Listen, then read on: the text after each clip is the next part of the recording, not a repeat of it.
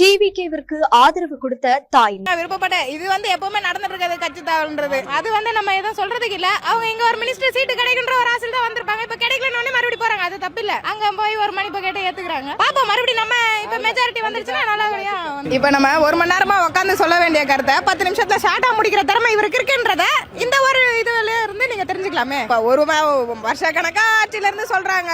அந்த கருத்தை நம்ம 10 நிமிஷத்துல ஷார்ட்டாவும் சொல்லணும். கூட மத்த மினிஸ்டரையோ எம்எல்ஏவோ கூட்டு போகாம கூட வந்து அதிகாரிகளை யூஸ் பண்ணிருக்காரு. அதுவும் ஒரு டிஃபரன்ஸ் தானே. அதெல்லாம் ஏன் பார்க்க மாட்டீங்க?